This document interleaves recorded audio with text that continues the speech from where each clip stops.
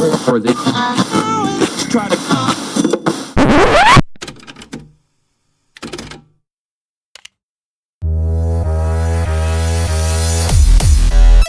Rebobina Cast. Volte ao play dos clássicos.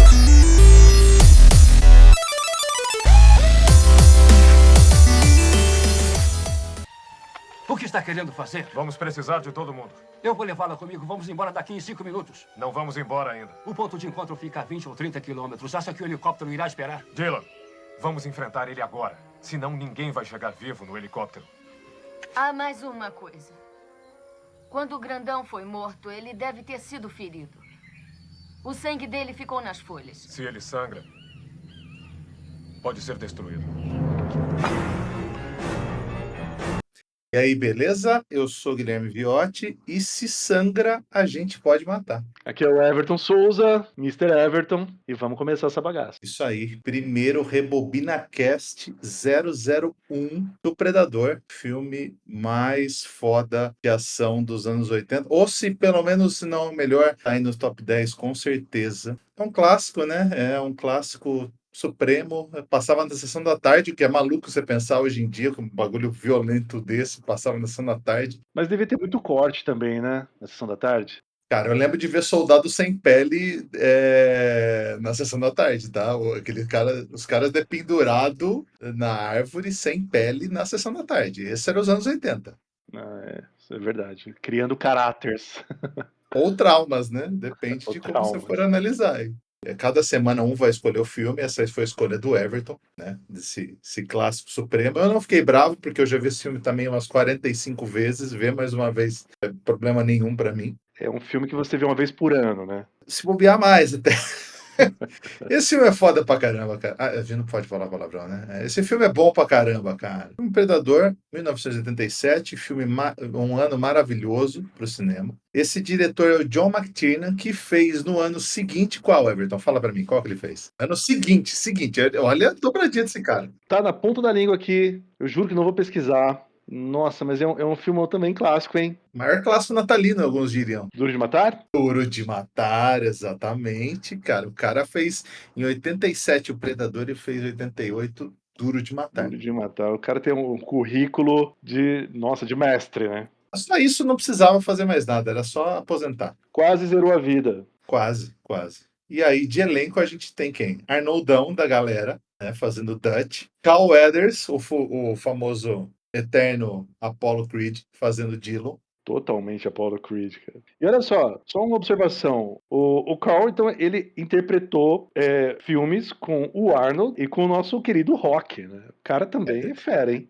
Com o Rock foi, sei lá, uns 3, né? É verdade. Não, 3. Qual que ele morre? Desculpa, não é spoiler de... ele morre no 4, então foram 4 filmes com o Sylvester Stallone, o outro mito aí, supremo dos anos 80. Testosterona pura, né? Cara, esse filme, inclusive, que a gente tá falando, se testosterona fosse um gás, os caras não conseguiam acender uma fumaça no set inteiro, cara, porque o que tinha de anabolizante testosterona nesse filme é um negócio inacreditável. Você pensar hoje em dia nessa quantidade de anabolizante é preocupante, cara, porque tava todo mundo ali no soco, né? Tava o Arnoldão, no auge. Apollo, eu vou chamar de Apollo, cara, desculpa, eu não consigo me referir como esse cara Carl Weathers, ele é o Apollo, sempre. Pra mim ele é o Apollo também. Apollo. Jesse Ventura, que faz o Blaine, ele era ex-lutador também daquele luta livre americana, né, o WWE. Esse é aquele maiorzão que ficava mascando. É o do bigode, que fala que essa drink, ou sei lá, qualquer coisa que ele estava tomando, fazia ele ser um tiranossauro sexual. Totalmente. Esse daí, esse mesmo. O Bill Duke, que ele tava também, já atuou junto com o Arnoldão antes, no clássico Comando para Matar. Comando para Matar. Né? Ele tem uma frase maravilhosa, né? Que não sei se é ele ou o Arnold que fala nesse filme. Come boinas verdes no café da manhã. Né? É o Arnold, inclusive, que ele fala, você tá pronto? Eles vão lutar no hotel, ele fala, você tá pronto para lutar com boina verde? Eu como boinas verdes pela manhã. Aí você tem o Son Lenham fazendo o Billy, que é o nosso amigo índio, que basicamente fez isso só na vida inteira. Então, Richard Chaves aí, que faz o Poncho, ele é o latino da parada, ou pessoa que fala um espanhol bem tosco com a tiazinha lá. Shane Black, que você sabe a curiosidade? Quem que é o Shane Black? Fala quem que é o Shane Black. Bom, do filme é aquele que faz a piadinha, né? Isso, é o Oclinhos que morre antes, mas Sim. ele é o diretor de Iron Man 3. Como esse mundo dá voltas. E ele é roteirista também, ele fez bastante filme. Eu acho que ele fez um Máquina Mortífera, ou quase todos os Máquina Mortífera. Ele é roteirista. Eu tô falando que você é o cinéfilo da parada.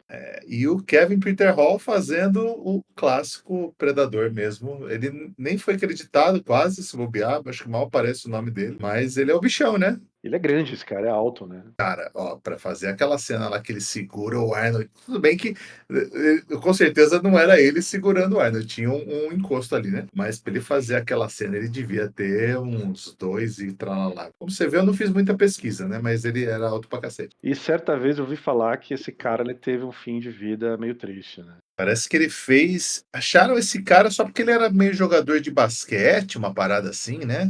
Não sei onde que encontraram esse cara. Mas parece que ele fez esse filme, fez o Predador 2 e morreu, sei lá, um ano depois, né? Você sabe qual que foi o final dele? Então, o que eu vi, assim, ele foi triste porque ele ele foi fazer um transplante de sangue, contraiu HIV e teve um triste fim da vida dele, assim. Essa época aí, né? Anos 80, anos 90. Era uma época de riscos, né? Naturalmente. Sim. E aquela época a AIDS matava muito rápido, né, cara? Lembra aí, Pegava já. Cazuza, Fred Mercury pegou, sentença de morte quase. E, bom, o orçamento do filme foi 10 milhões de dólares, que para mim deve ter custado, sei lá, 8 milhões só para fazer o Arnold, 1 milhão para fazer a porra do monstro e o resto dividido ali pra galera, né? Porque Mas o Arnold, ele já era famoso ali? Já já era o Arnold? Já, pô. Ele despontou Terminador.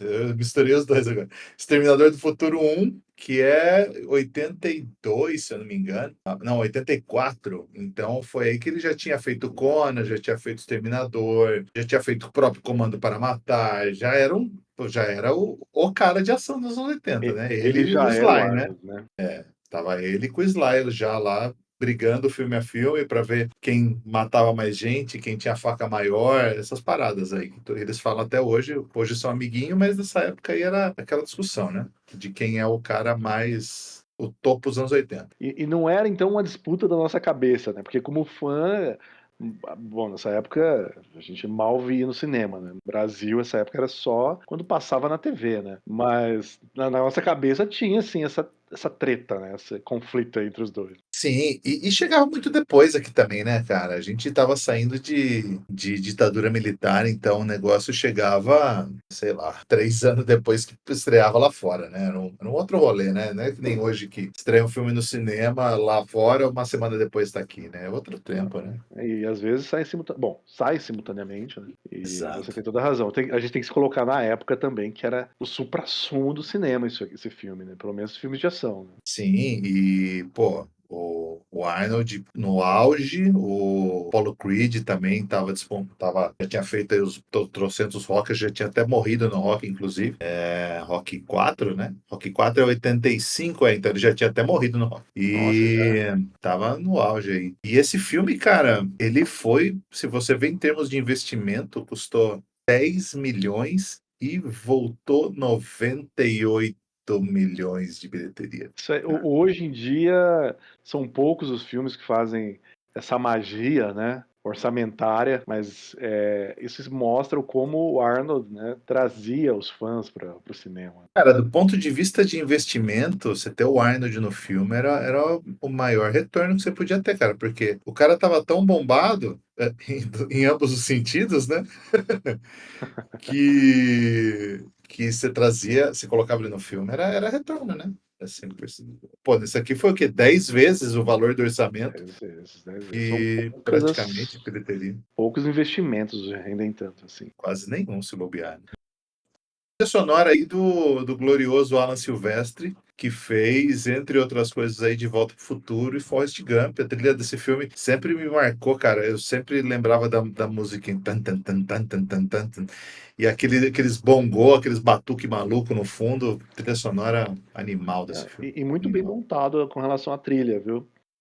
Sim. Quando eu revi o filme agora, Às vezes você vai olhar o filme com aquele olhar mais crítico, porque hoje tem muitas coisas boas, né? E não, esse filme tá assim, com relação à trilha, ninguém pode tirar nada. E ela casa ali com o clima do filme, né? Sim, é perfeito, cara. É perfeito. A trilha sonora desse filme casa demais. E é daquelas trilhas que marcam. Pô, também o cara fez De Volta pro Futuro e Forrest Gump, aí, entre outros. Então, trilha sonora muito marcante sempre, cara, do Predador. Aquela musiquinha que fica na cabeça, aquela música grudenta, mas um grudento bom, né? É outro mestre que tem um currículo formidável, né? E De Volta para o Futuro, com certeza será um filme que nós vamos falar que assim, só isso já mostra o gabarito dele, né? De Volta ao Futuro, eu acho que aquele comecinho, a música principal é do John Williams, né? Aquele mas ele fez toda a trilha incidental e do Forrest Gump também, né? O cinéfilo em ação aí, não deixa a gente errar, hein? Exatamente. Mas, cara, como você escolheu o filme, Herbert, eu vou te dar a chance de você ler a parte de trás da caixa. Você lembra quando a gente pegava a fitinha na locadora que tinha aquela frasezinha para te vender o filme ali em 5 minutos? Então, leia pra gente a parte de trás da caixa do Predador de 87. Apenas fazendo um disclaimer aqui antes, que eu procurei a caixa, a fita VHS do Predador, e assim, é raro, pelo que eu tô vendo aqui, e o valor de R$ 140. Numa fita VHS? Fita VHS do Predador original. Nossa Senhora. Ai, cara. Pois O que é. acontece? O que aconteceu com essa internet, cara? Isso é muita maluquice. Tem o seu preço, né? Tem o muita seu preço maluquice. aí. Então, conforme a pedidos, lendo aqui a parte de trás do VHS. Arnold Schwarzenegger declara guerra contra um inimigo invisível, uma força mais poderosa e mortal do que qualquer outra já vista na Terra, até porque esse ser não é da Terra. Quando uma equipe de guerrilheiros recebeu uma missão secreta na América Central, eles não sabem que foram chamados para caçar uma criatura mais poderosa até do que seus armamentos de última geração. Conforme os integrantes do grupo vão sendo abatidos um a um, sendo cada morte mais horrenda que a anterior, o líder da equipe, Schwarzenegger, luta contra o tempo para vencer um inimigo incrível. Invencível, mas foi quase, chegou perto. Mas olha, somente nos anos 80 uma fita te daria tanto spoiler e a gente ia ficar feliz. Até porque esse ser não é da Terra. Oh, really? Ai, cara. Totalmente. Não, a primeira frase já dava, né? Já visto na Terra, né? Até porque esse ser não é da Terra. Pois é. E olha só, você sabe que, assistindo o filme de novo, você sabe que os personagens eles vão sofrer, né? Vão morrer. Só que eu imagino a primeira vez você assistindo, você não sabe quem vai morrer. E eu não lembrava exatamente como cada um morria. Eu acabei meio que estudando para o filme, prestando mais atenção nisso, mas eu só lembrava assim, que no final chegava. Aliás, a gente precisa falar que esse podcast tem spoiler? Eu acho Já que ficou subentendido já, né? com certeza. Alerta de spoiler aí. Mas então, não é muito surpresa para ninguém, pô. Aliás, se você não viu esse filme, está no podcast errado. A gente vai ver o filme e volta. Mas vai morrer todo mundo, menos, claro, Arnoldão, né? Porque é o Arnoldão. O Arnoldão só morre quando ele quer, né? Não quando alguém quer matar ele. E é isso, cara. Vamos falar um pouquinho, fazer o resumo do filme em 5 minutos, só pra gente matar e tirar isso da frente? Olha, a capa do filme já praticamente deu o resumo literal, mas vamos falar do filme em 5 minutos.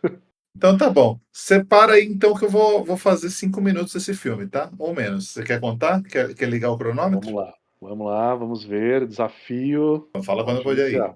Cara, o Arnold e a equipe de matador dele, que por sinal é tipo um time paramilitar, que é o pica das galáxias do exército, todo mundo ali é acima da média, todos são matadores incríveis, são chamados para um país que nunca fala, só fala nos outros filmes onde foi que rolou a parada, mas depois você descobre que é Guatemala, até então América Central. E eles são chamados para inicialmente resgatar 2 embaixadores que se perderam no meio da selva. Você não sabe muito bem por que está rolando, por que estão chamando ele, mas eles vão mesmo assim, porque eles não têm medo de nada, não têm medo de ninguém, e pelo menos nada que é dessa galáxia. E aí eles vão, se metem no meio, matam, aliás, contagem de corpos desse filme, 84 corpos, contando eles próprios que morrem. Se matam no meio, acabam com com uma célula, você não sabe se é terrorista, você não sabe o que está acontecendo, ele mata todo mundo. Resgatam uma tiazinha que eu não lembrava, mas aparentemente ela é muito importante para a história, afinal ela é a única que se salva junto com o Arnold. Nunca fala muito porque o que ela fazia lá dentro, só sei que o Dillon, que é o Carl Weathers, vulgo Apollo Creed, que é o cara corporativo da parada, queria salvar ela a qualquer custo, porque ela aparentemente sabia. Nunca fala muito bem se eles estão indo lá por causa do Predador, dá a entender que sim, porque os dois caras da CIA, que você achava que eram os diplomatas, morrem antes do time chegar. Vai morrendo um a um, uma morte mais da hora do que a outra. O primeiro é o carinha de óculos, que é chato pra cacete, a Shane Black, que dirigiu Iron Man 3. Depois vai o Jesse Ventura, depois vai o Mac, que é o amigão dele, fica triste pra caramba quando o Jesse Ventura morre. Aí ele mata o índio, mata o Carl Weathers, mata o Carl Weathers, depois o índio. E no final tem a luta que o Arnold descobre que, como ele estava com a lama no corpo, ele não conseguia ser visto pelo cara no escuro. E aí, porque a visão do cara, a visão do predador era totalmente infravermelha, ele se besunta de lama, mata o cara, fala que ele é feio pra caramba e estraçalha a cabeça dele com uma tora de madeira e sai correndo por causa da explosão que ele ia causar, e acabou. Esse é o filme. Parabéns, em menos de 5 minutos, exatamente aí 2 minutos e 20 segundos. O filme é bem melhor do que isso. Se você não viu, assiste, porque isso aqui não faz jus ao filme, que é maravilhoso. Não, com certeza. E você sabe que você falando do filme agora me fez pensar que a equipe dos profissionais ali, né, eles são bons, eles são profissionais de fato, né, montam perímetro, estão bem armados, é uma equipe muito boa. Eu achei, assistindo o filme de novo, eu falei, gente, a galera é da pesada mesmo. Não, eles são bons, tanto que eles dizimaram aquela célula terrorista, ou o que quer que seja, no meio do mato lá, em 5 minutos, cara. Aquela cena dura 5 minutos de explosão, morte e destruição completa. Tiro, Então os porrada e caras bomba. são bons. Exato. Ninguém nem se machuca, nem tem um arranhão naquela parada. A galera nem sabe o que atingiu. Agora você esqueceu de falar uma coisa, resumindo o filme, que esse filme ele tem o aperto de mão mais motherfucker, mais testosterona todo o cinema. Nossa, cara, o tanto de anabolizante que tem naquele aperto de mão era o suficiente para sustentar uma cidade pequena. Chega a ser quase algo sexual, né? Porque os dois batem assim, pá, ficam olhando um pra cara do outro, o suor escorrendo. Dylan, you son of a bitch! Tem um meme, né? A internet vive de memes, né? Sem contexto de nada, mostra só os dois se cumprimentando e quando toca a mão no outro, uma bomba nuclear explode. É maravilhoso. Sim, cara, esse filme ele é maravilhoso, cara. Eu penso o que seria desse filme se fosse escolhido Jean-Claude Van Damme para ser o Predador, que ele era o Predador inicial, você sabe disso, né? Sim, eu soube. Eu vi, né? E parece que chegaram a fazer roupas para ele, não teve uma questão dessa?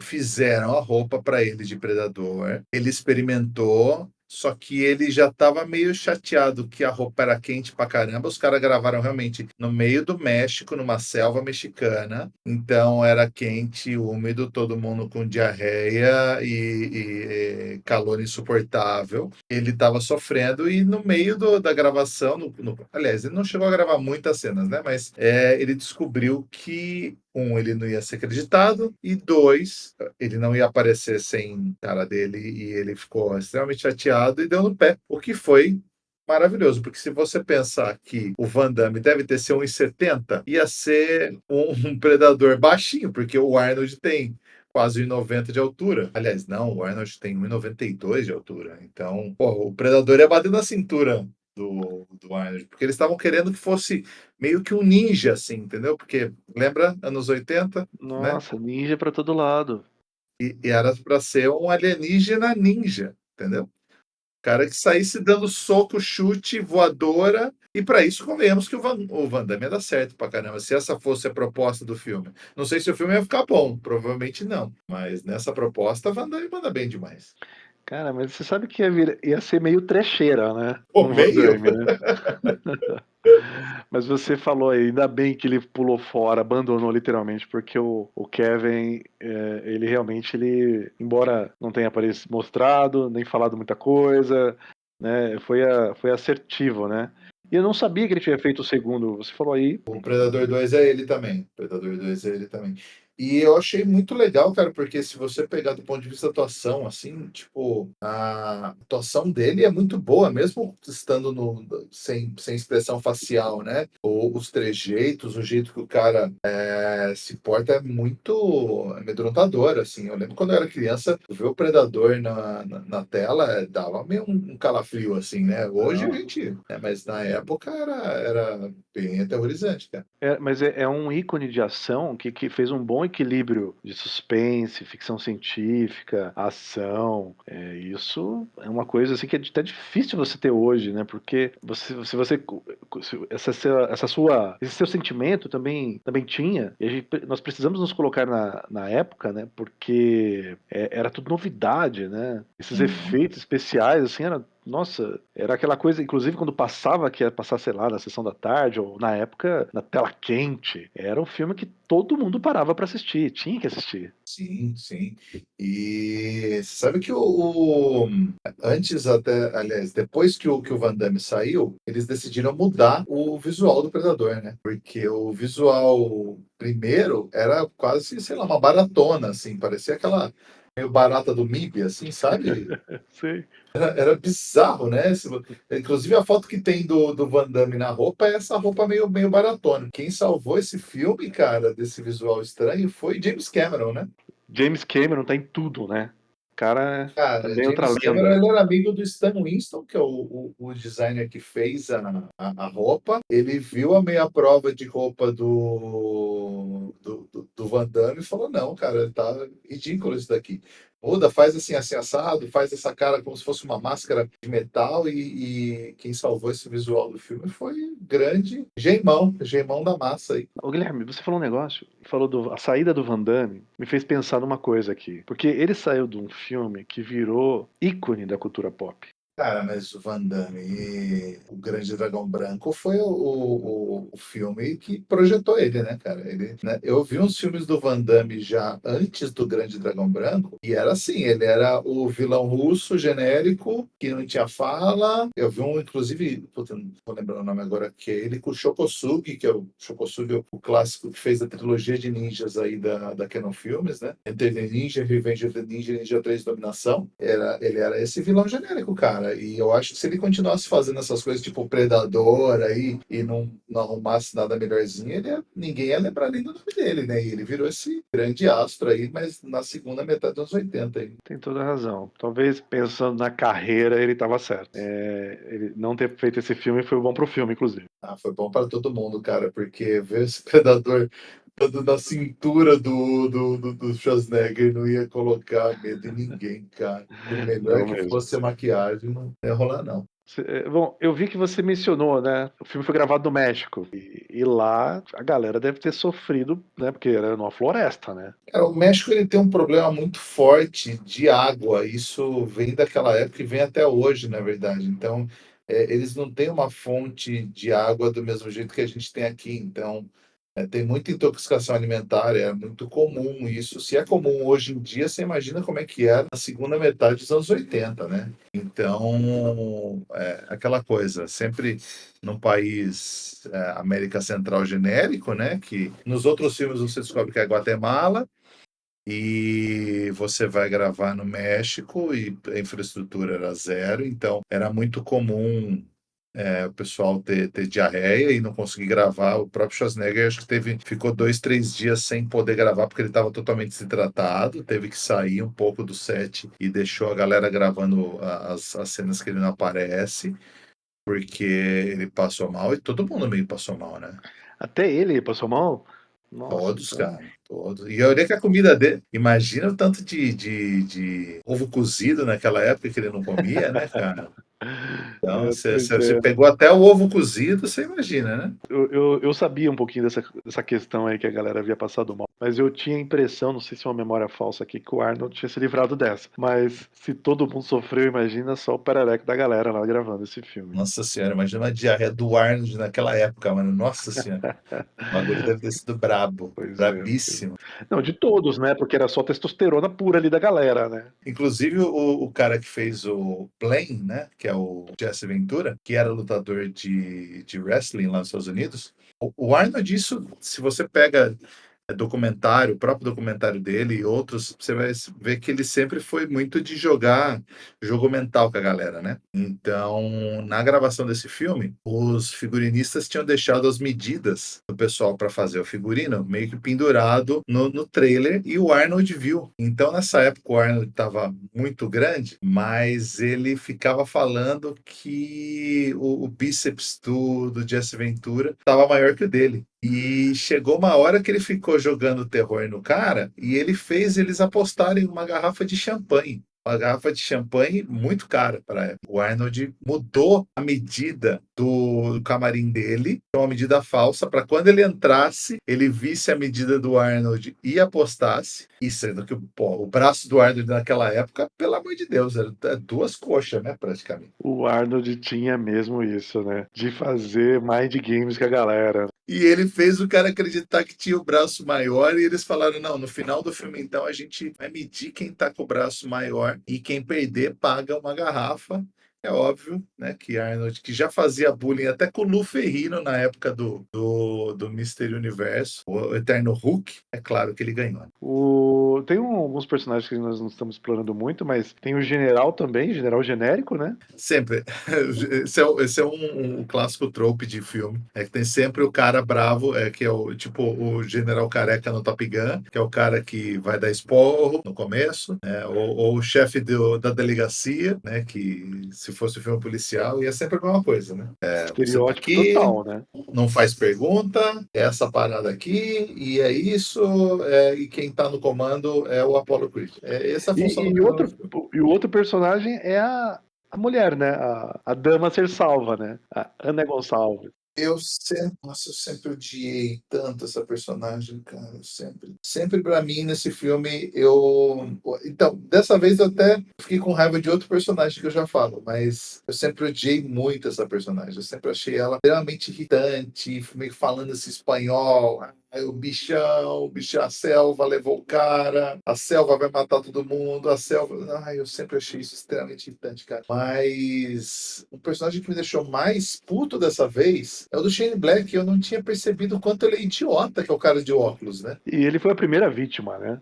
Não, com gosto, tomar, ainda bem, porque viram que esse cara com certeza era o mais xarope e mataram ele antes. O cara fazendo piadinha, umas piadas de tiozão, né, cara? O cara era o mais novo de todo mundo e fazendo piada de tiozão de 60 anos, porra.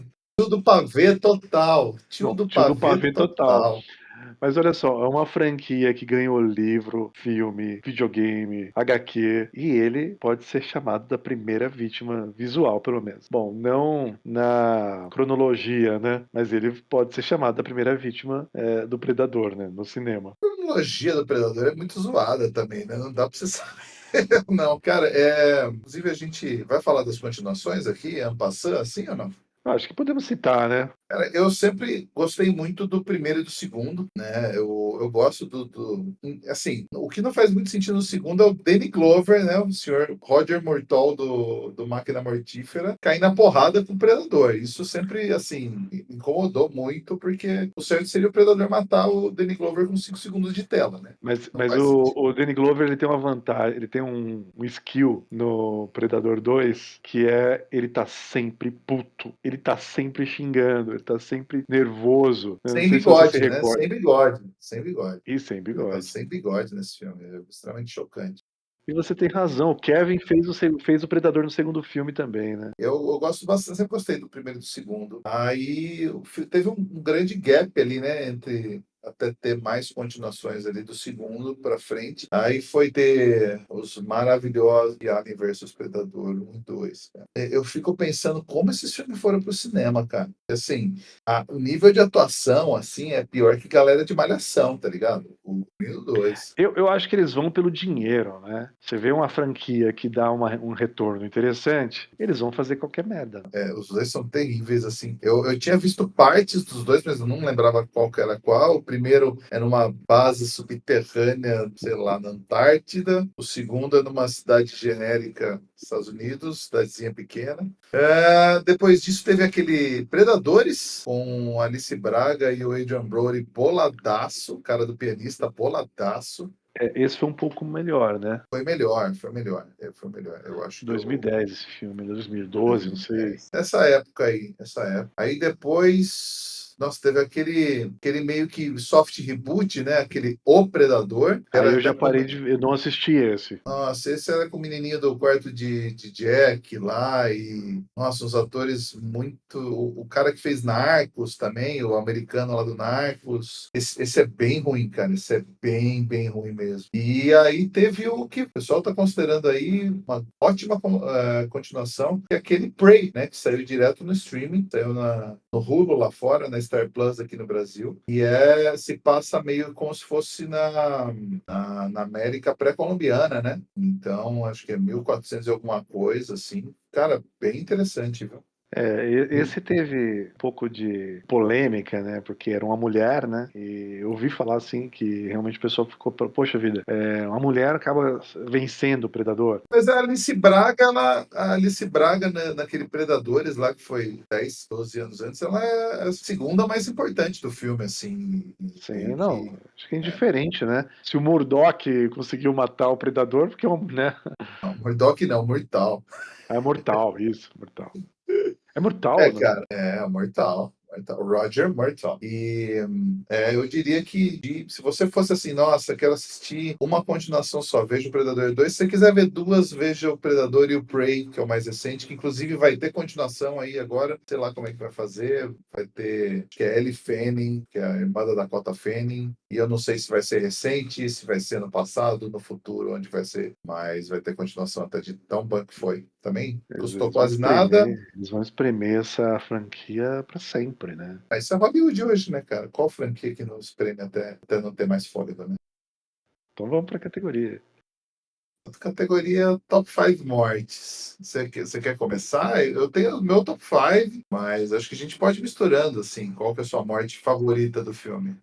Eu tenho uma que pra mim, já, assim, tá na memória, né? É a morte do Apollo, né?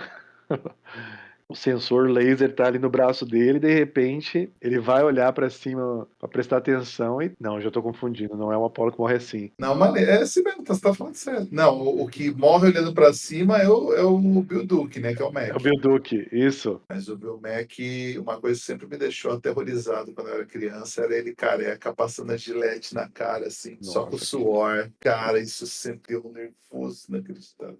Isso ali era pra mostrar que o cara era aquele homem anos Bicho 80. ruim, exato.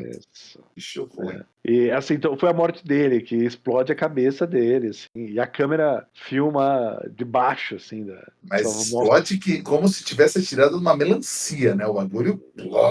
Foi sangue pra todo lado. Foi, pra mim, aquela é uma das mortes tops até.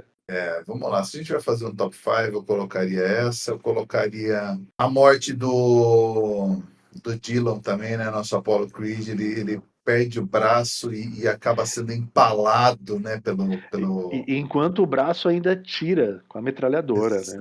O molequinho, o molequinho de óculos nunca mostra direito como é que ele morre, né? Não mostra, né? Mas ele é esfolado depois, não é? Ele é esfolado depois. Ele é esfolado. Nunca fala também direito por que esfolam, né? Ou qual que é o sentido disso, né? No segundo filme, mostra ele com os ossos, né? Fazendo todo um trabalho ali, como se fosse um souvenir. Mas no primeiro filme não explica. Não mostra. Uma morte que eu achei bem burra, né? Porque sempre tem uma morte burra no filme. Eu até colocaria ela, então, na terceira posição. É o Billy, que é o nosso amigo índio, e ele fala: não, eu vou aqui tirar todas as minhas armas, vou ficar com o peito de fora e com uma faca na mão esperando o bicho vir. E não mostra, né? Não mostra, mas, cara, qual que é o sentido disso? Não, eu tenho um ser alienígena de outro planeta vindo me matar e eu vou simplesmente tirar, jogar minha arma fora aqui e ficar com uma faquinha numa ponte esperando o bicho chegar. É óbvio que ele vai morrer em 5 segundos. Tem uma morte, que não estaria talvez no top 5, mas tem a ver com outro top que nós vamos falar. É quando tá lá no começo do esquadrão matando ali os combatentes. O Arnold pega uma faca, enfia num militar e trava ele fala, não saia daí, ou fique pendurado aí. Ele fala, stick around. Não, e com esse sotaque. É maravilhoso também, muito boa essa. Cara, Olha as só, mortes a do gente- Arnold no começo são maravilhosas. As mortes do Arnold. Ele batendo na porta, né? Knock, knock. Tof. Tá vendo como esse filme é maravilhoso, cara? Ele é muito Esse bom. filme é maravilhoso. Maravilhoso. Ele consegue unir tudo, né? A gente tá dando risada de mortes aqui. Só com o filme dos anos 80. A morte do Predador, pra mim, é o suprassumo, cara, porque, já que é o top 5, então, né? Pra mim, a melhor morte é a morte do Predador, porque, cara, é aquela coisa, né? O Arnold sempre, muito fácil nos filmes dele, as mortes, né? Tipo, ele nunca tem muita dificuldade em matar a galera, mas esse é assim, é um cara à altura, ele tem que se camuflar, ele faz todo o cenário ali, então ele faz trocentas... É o tronco de árvore que é o que mata o bicho no final, todo tipo de booby trap ali para pegar o bicho, né? Então, para mim, a melhor morte é a morte do predador, né? Interessante esse ponto que você trouxe. Mostra como o filme tem um roteiro ali de ação, acho que muito bem escrito, porque não é fácil, não tem magia, né? É uma armadilha que a gente viu sendo feita anteriormente. O Arnold foi para cima, mas no mano a mano ele não ia dar conta. Ele foi encurralado, ele se manteve numa posição em que ficou encurralado para chamar a atenção do predador. O predador esperto deu a volta. E aí ele olhou para cima, viu aquela armadilha e pisou em cima. E o predador foi derrotado ali. Foi realmente uma morte muito, muito boa, assim, se a gente for parar pra pensar até em toda a coreografia realizada. Esse filme, ele gerou frases maravilhosas também, né? Então, a gente vai fazer o top 5 de mortes, por que não fazer o top 5 frases do filme, que acaba tendo uma grande parte do Arnold, porque metade das falas do Arnold são frases de efeito, né? Vamos lá, então. Tem uma do Billy, só pra gente já não começar com o Arnold, né? Que ele fala, tem alguma coisa lá fora esperando por nós, e não é um homem. Mas aí você tem, cara, as outras 4 tem que ser do Arnold, né? Não tem como. É o famoso quando a latina extremamente irritante, ela fala que viu o sangue do bicho, né? Do predador. Ele fala, if it bleeds, we can kill it. Isso é verdade. É Se verdade. sangra, a gente pode matar. O Arnold, eu acho que ele deve ter algum acordo nos filmes dele, que ele fala assim, olha, tem que ter frase de efeito. O acordo dele é o seguinte, ele não pode ter muito diálogo, porque a pronúncia dele é terrível até hoje. Então é isso aí, a frase de efeito. E ele é o cara. O Stallone nunca conseguiu ter muita frase de efeito assim, no filme, porque a pronúncia dele não é da hora que nem o Arnold, né? Por exemplo, ele não conseguia falar a minha próxima frase aqui do top 5, que é o Get to the chopper! Nossa, cara. E olha, a dublagem não infelizmente faz a gente perder essa frase icônica, né? Essa frase ficou tão famosa que mudou o jeito que o americano pronuncia chopper, que é o helicóptero. Todo mundo fala chopper até hoje, assim, por causa do Arnold, cara. Tô falando Nossa, ele sério. mudou o vocabulário. Mudou o vocabulário. Isso mostra um pouco mais de como esse filme foi importantíssimo, né? Icônico, icônico. Icônico. Aí o meu top 2. Come on, do it! Kill me! Do it now! Ele chamando pro pau. E o meu top 1, cara, nada se compara. É a hora que o bichão tira a máscara e o Arnold Sauer. You one ugly motherfucker. Uma das top 5 do cinema, né? De ação. Cara, Bom, a gente falou coisas maravilhosas, mas a gente tem que dar o prêmio para atuação. Que, assim, os filmes que a gente vai falar de maneira geral não são filmes que têm atuações primorosas, afinal a gente vai focar em filmes dos anos 80 e 90. Então Não é eu o pensei foco, da né? gente fazer. Não é o foco. Não é o foco em atuações primorosas, assim. A gente vai fazer o prêmio Cigano Igor de pior atuação do filme. E quem é o seu Cigano Igor desse filme?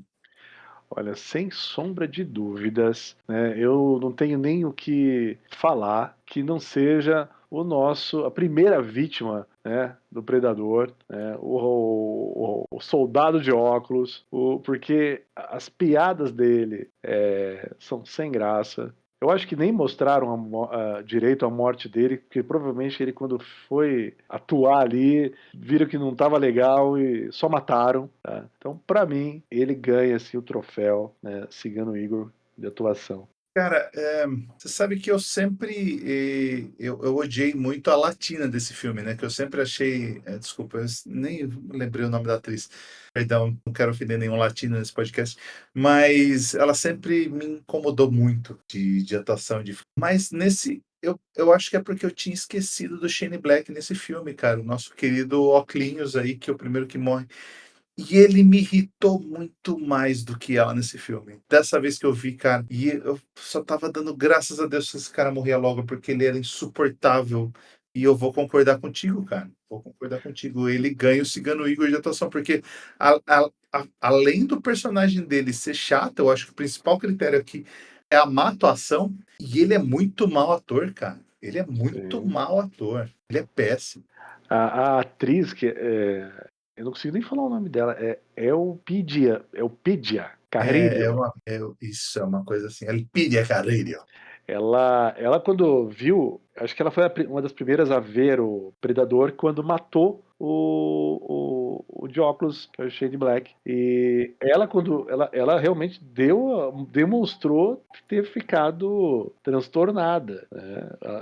Ela atuou bem ali, então aquilo salvou ela, mas eu acho que ela ficaria ali em segundo lugar, viu? Por pouco, viu? Nesse filme, dessa vez que eu vi, me irritou muito mais o Shane Black.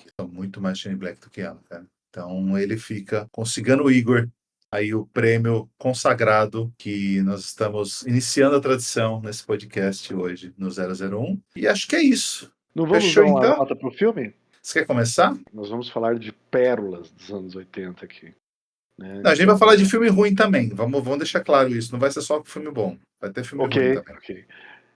Mas tem muito filme ruim que agora é bom, né? Sim, sim. Exato. Agora, esse aqui eu daria um 8, não sei se vamos pôr de 1 a 10 ali.